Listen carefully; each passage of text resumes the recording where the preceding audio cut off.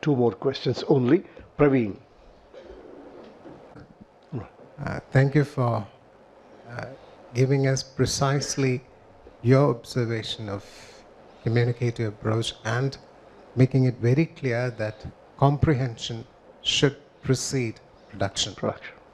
Now in our position papers, it's very precisely stated that teaching English to enable learner to communicate, but it is never mentioned communicate in impeccable English with proper accent, pronunciation or intonation.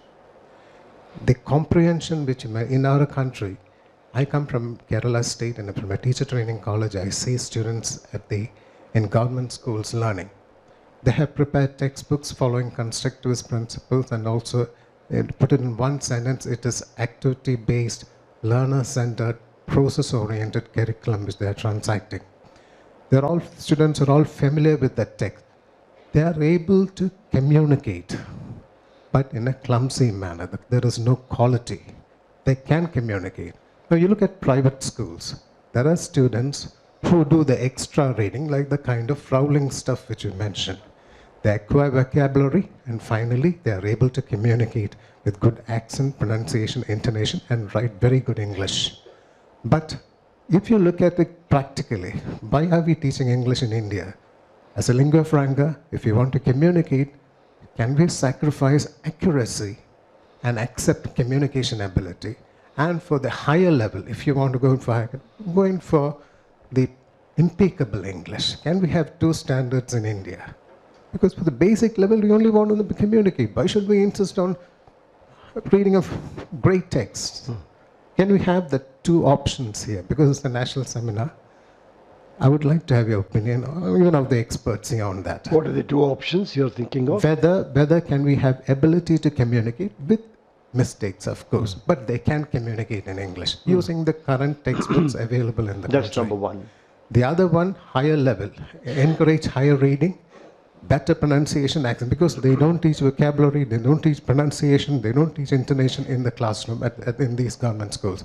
But in private schools, they do speak, and they are basically come from an elite society, a good background. Yeah, but the two categories are clear. But what is your question? My question is, you did say comprehension, but I'm speaking about the reality here. This is how.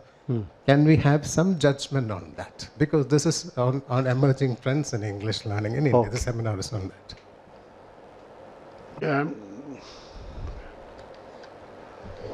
I think it's what can we do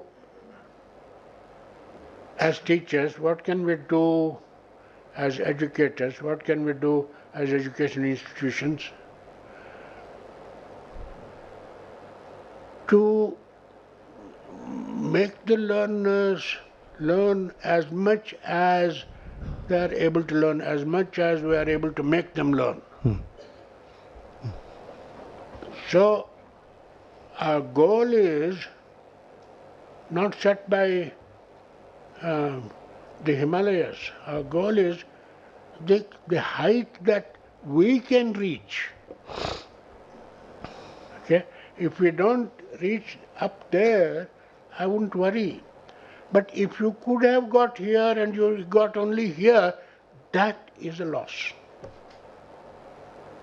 That's all the responsibility that educators can take. Okay?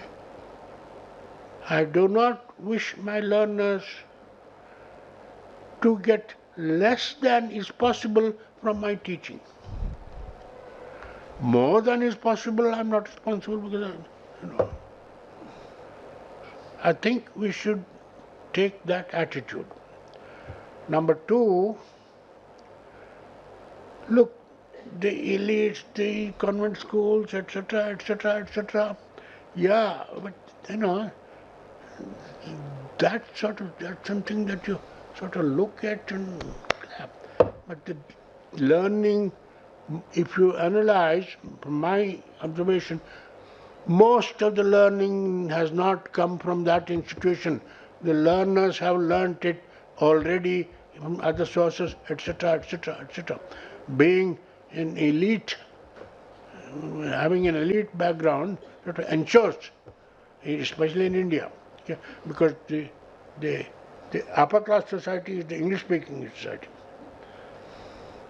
So they learn English outside school. Okay. So, and the level of English doesn't indicate the level of general intelligence. Okay. And should I say hooray or alas? Last question.